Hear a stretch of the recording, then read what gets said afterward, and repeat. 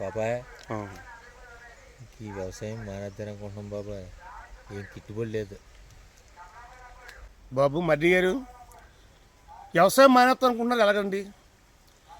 ఏదో మనం రోడ్డు మీద ఉంటే పడిపోయామని ఆ రోడ్డు మానేసుకోం కదా. అలాగే ఈరోజు వ్యవసాయం అంటే ఒడ్డుకన్నా ఎప్పుడు ఉంటాయి, అవి మీకు తెలియదు ఏం కాదు. ఇవాళ కొన్ని రేట్లు బాగా పడిపోయాయి. అంత మాత్రాన్ని మనం వ్యవసాయం వదులుకోకూడదు బాబు. పుట్టి మన జనరేషన్ కూడా ఈ వ్యవసాయమే భవిష్యత్తు. మన ఎన్ని సాఫ్ట్వేర్లు వచ్చినా దాని మేము బతకలేం, మన భూదత్తాలే మనం రక్షిస్తుంది. కానీ ఇంకోసారి కొన్ని రేట్లు ఇవాళ ఉందే, మా అంటిక రేటు మార్కెట్ పడిపోయింది అన్న కరెక్టే. మరి ఇవాళ టమాటా రేట్లు 10 కేజీలు 600 రూపాయలు, అంటే కేజీ 60 రూపాయలు. అలాగే చిక్కుడు పిక్కలు మనం కూర వండుకుని అవి కూడా ఇవాళ కేజీ 500 రూపాయలు అమ్ముతుంది. మార్కెట్ అనేది ఇంకోసారి ఉడుదుకుంటే దానికి మనం భయపడకూడదు. నువ్వు చెప్పింది కరెక్ట్ బాబాయ్.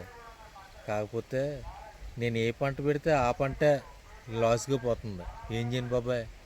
మనం చేసి పనిలో పడుదల కృషి ఉండాలి బాబు బిడ్డ. అంతే తప్ప నిత్యుత్సాహం పడిపోయి భయపడిపోతే ఏది చేయలేం, మన జీవితంలో ముందుకెళ్ళాం. మనం దేన్నైనా సరే ఛాలెంజ్గా తీసుకోవాలా. ఒక వ్యవసాయమే కాదు, ప్రతి దాంట్లోనే ఒడ్డుకుని తెలందేముంది. ఇవాళ చాలామంది చెప్పుకుంటుంది వ్యాపారంలో లాసెత్తలేదా బాబు అని. వ్యాపారం మానేసుకుంటున్నారా? దేనికన్నా ఒక సేద వస్తూ ఉంటుంది, ఒడిదుడుకు వస్తాయి. దాన్ని తట్టుకుని ముందుకు వెళ్ళాడే ఒక మనిషి. అంతే తప్ప వచ్చి ఒడిదుడుకుని మనం అల్లిపోయి భయపడిపోతే మన జీవితంలో దేన్ని కూడా సాధించలేము బాబు. ఏ వ్యవసాయాన్ని మనం వదలక్కలొద్దు. ఈ ఏళ ఉన్నట్టు ఏళ ఉండదు. ఈ ఏళ మన దగ్గర కొబ్బరికాయ 10-20 రూపాయలు బాబు. ఈ ఏళ 50 రూపాయలు 60 రూపాయలు అందరూ కొబ్బరికాయ. మనం కంగారు పడకూడదు. సరే బాబాయ్, నువ్వు చెప్పినట్టే చేస్తాను. ఏం చేయమంటావు చెప్పు. అదే బాబు, నువ్వు దేనికి కూడా భయపడొద్దు. రేట్లు అనే ఒడ్డుకుల్లో ఉంటాయి, దానికి నువ్వు భయపడొద్దు. ముందుకు సాగాలి దేనన్నాను. మన ఎప్పుడూ ₹1 మనం ఎక్కడన్నా పారేసుకున్నాం అనుకో, అక్కడే మనం వెతుక్కోవాలి. అంతే తప్ప ఎక్కడ పారేసుకుని దిక్కు నేర్చుకుంటే మనకు దొరకదు. కాబట్టి మనం ఎక్కడైతే వ్యవసాయం చేస్తున్నామో అక్కడే దాంతో మనం పోరాటం చేయాలి. మన పోరాటం వ్యవసాయంతో ఖచ్చితంగా భగవంతుడు అంటుంటే మనకి ఎప్పుడు కూడా భగవంతుడు మేలు చేస్తాడు తప్ప అన్నేం చేయడు. కాబట్టి మీరు ఎక్కడ నిత్యోహం లేకుండా ప్రతి వ్యవసాయాన్ని ప్రతి భూదాతను నమ్ముకున్న వ్యక్తి పాడవడం. కాకపోతే తాత్కాలికంగా కొన్ని ఇబ్బందులు వస్తుంటే దాన్ని అంత మాత్రం మనం భయపడిపోకూడదని నా ఒక్క మనవి. సరే బాబాయ్, నువ్వు చెప్పినట్టే ధైర్యంగా ఉంటాను. ఇదిగో ఈ సంవత్సరం పచ్చనేహాను, దీని రేట్ అన్న ఎలా ఉంటుందో చూడాలి బాబు.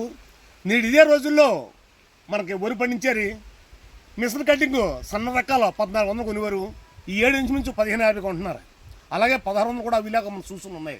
కాబట్టి రేట్లు అనేవి ఎప్పుడు కూడా మనకు ఒకేలాగా ఉండవు, అటు ఇటు మారుతుంటాయి.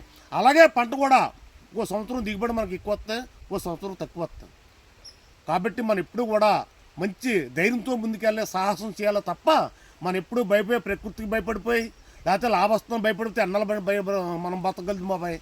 బాబు బిడ్డ, మీకు యువకులే ఇవాళ మీరు భయపడిపోతే ఇంకా ఎదురు భవిష్యత్తు ఏంటి? మీకు తెలుసో తెలదో, కొంచెం రూపాయల వ్యక్తి చనిపోయాట, కొంచెం బియ్యం వ్యక్తి బతికాడట. మీకు తెలిసి తెలదు, పాత సామెత. కాబట్టి వ్యవసాయం ప్రకృతి పంటే మనం బతుకు, రూపాయలు తినేసి మనం బతికేయము. కాబట్టి వ్యవసాయాన్ని మీరే వచ్చేసుకుంటే కుర్రోళ్ళు రేపు జీవితం ఇవ్వబోతాను మా అటువంటి చనిపోయి. కానీ సరే బాబాయ్, మంచి మాట చెప్పు. ఇక నుంచి వ్యవసాయం చేసుకుంటాను, చేస్తాను. ఓకే.